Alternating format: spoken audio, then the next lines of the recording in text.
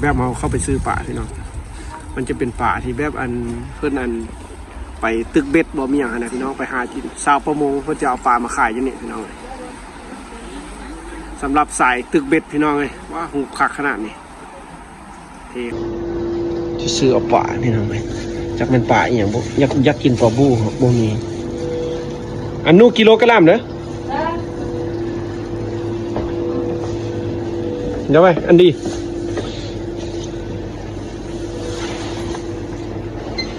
ร้านขายปลาสดรัสเซียของเรา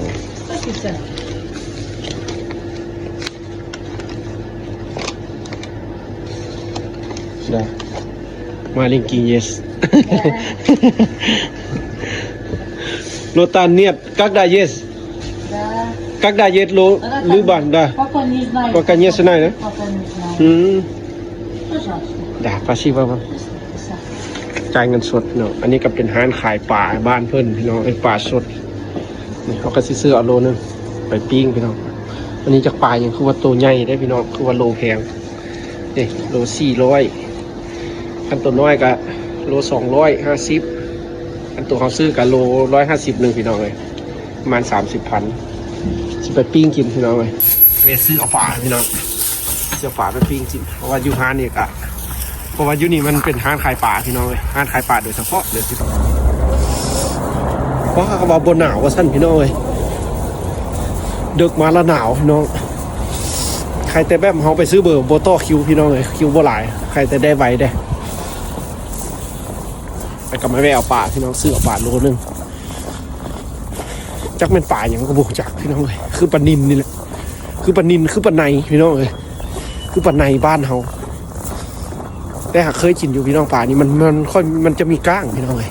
อันป่าที่เขาจะได้มันจะคล้ายคือปลาบูกินแล้วเป็นอันซีดหวานเลยพี่น้องมันปลาบูนะคล้ายคือปลาบูนะ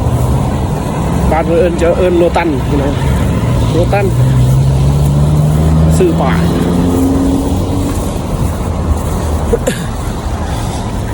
เอาเมื่อพี่น้องเลยย่างกลับบ้านบ้านนี้โอ้ยเขาก็ฟ้าแถวฟ้าวายันบ่ทันพี่น้องเลยทางย่างทางแล่นใช้ชีวิตแข่งกับเวลาพี่น้องเลยส่วนสิได้ออกโรงเรียนมาใช้ชีวิตอยู่ด้านนอกพี่น้องก็ถือว่าค่ำพี่น้องเลย7 โมงอัน17 โมงบ่เป็น7 โมง17 โมง45 นาทีเขาเดิมออกมาแต่โรงเรียนเพราะว่าออกมาแล้วกันฟ้าเปลี่ยนเครื่องเที่ยวมาซื้อเบอร์แต่ละมือเขาก็ไม่ได้มาซื้อเขากะสิซ้ำนี้กะสิแต้งกินข้าวกินน้ำเกี่ยมพักผ่อนนอนละพี่น้องเลยเดี๋ยววันนั้นกะสิได้ไปเลาะถ่ายคลิปเพื่อให้พี่น้องได้รับชมน้ำชีวิตอยู่พี่น้องเลยไก่บ้านไก่ซ่องพี่น้องเอ้ยชีวิตต่างบ้านต่างเมืองสุดใดซ้ำนี้เด้อพี่น้องเลยถ่ายคลิปชีวิตให้เบิ่งพี่น้องเลยสู้สนเมืองหนาว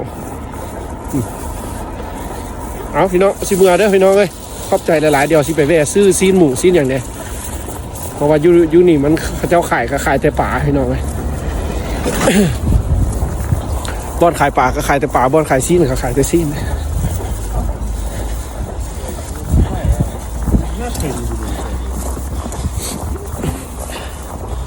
ขันนั้นนะเดี๋ยวขับไปคอนทานซีนหมูราชิทายเบิร์พี่น้องตอนนี้เขาสิย่างก่อนเพราะว่ามันหนาวหลายพี่น้องเลยเราบนหนาวกันหนาวได้นี่ถ้าบึงบ้านเพิ่นซับกับตุ้มเขาพุ่มตุ้มบ้านรัสเซียก็ได้พี่น้องเพิ่นก็หนาวคือกันหลับพี่น้องเลยเพิ่นสิเกิดอยู่เมืองหนาวก็ยากมันหนาวมันก็สิหนาวคือกันนั่นแหละเนาะอากาศนะอยู่รัสเซียถือว่าลบพี่น้องก็ลบตลอดกาลผู้ใดจนฮอดเดือน6พี่น้องเลยเดือน6เดือนสิมดแหละอากาศติดลบมดติดลบแล้วก็เป็นต้นไม้ก็สิมีใบแล้วบาดนั้นอยู่รัสเซียนะคันต้นไม้ยังเป็นอันนี้ก็ถือว่ายังหนาวพี่น้องเลยเอาเดี๋ยวไปห้านก่อนพี่น้องห้านก่อนแล้วสิถ่ายเบิ่งอีกพี่น้องเลยซื้อเอานี่พี่น้อง400นึงนี่พี่น้องเป็นซีนงัวมุ่นพี่น้องเลยมัน2 โลหมูยักษ์ประมาณ2 โล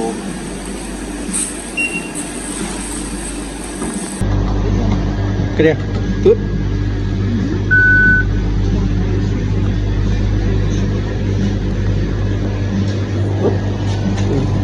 спасибо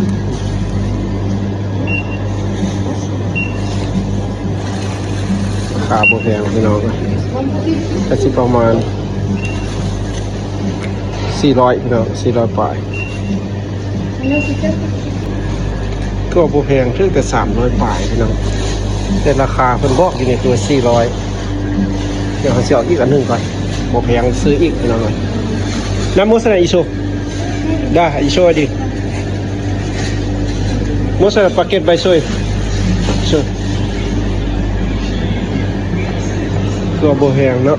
เสียอีกตัวหนึ่งได้ใบช่วยได้ใบช่วยได้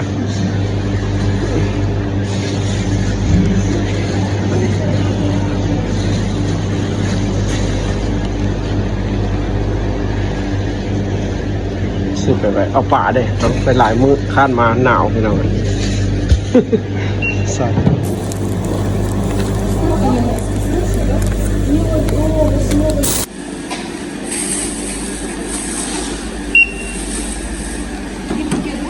ได้ปาเกตได้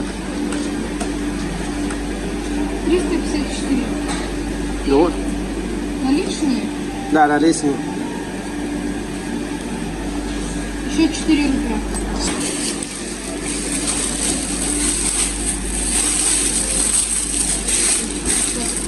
Пятьсот, 600. 10, 20, 30, 46. Да. Все, спасибо. Да.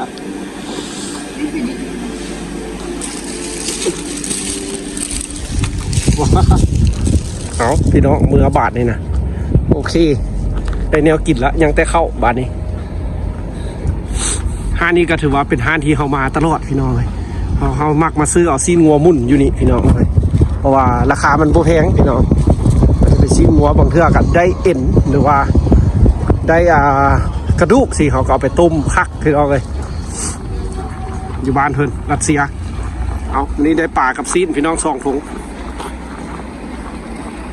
ชีวิตต่างแดนพี่น้องเลยนี่แหละบ้านเฮิร์นโซซีได้ฮอตถึงกันได้นี่พี่น้องเลยคำมืด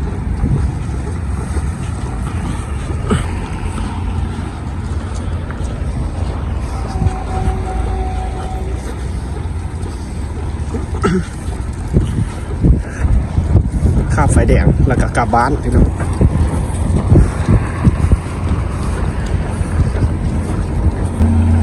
สำหรับเฮาก็โอเคอยู่พี่น้องถ้าเฮาซื้อเอาเครื่องแล้วนี่เพราะว่าบ้านเฮาก็จินแบบนี้แหละพี่น้องเลยคันแม่นสิ้นสดๆมีแต่เอาไปเอ็ดลาบแหละพี่น้องคันบ้านเฮาบ้านเพิ่นแล้วส่วนหลายเขาจะเอาไปเอ็ดอันซอยใส่แบบเป็นใส่กอกบ่มีหยังไปสละพี่น้องรอข้ามไฟแดงแล้วก็มือพี่น้องแต่งกินอยู่เพื่อนแล้วก็นอนบาดเลยชีวิตแต่ละมือพี่น้องเลยซื้อเอาซีนมุ่นพี่น้องเลยเอาเจอขอบใจพี่น้องเด้อที่ติดตามพี่น้องเลยชีวิตอยู่ที่เขาก็ถ่ายตั้งแต่วิถีชีวิตของเขานี่แหละพี่น้องเลยชีวิตของตัวเองนี่แหละให้พี่น้องได้รับชมน้ำสำหรับยูรัสเซียพี่น้องเลยเอาสำหรับคลิปนี้พี่น้องเลยไปเจอกันใหม่มื้อหน้าเด้อสำหรับมื้อนี้พี่น้องเลยบายบายขอบใจหลายๆพี่น้องเอาได้ซีดละต้องแต่งกิน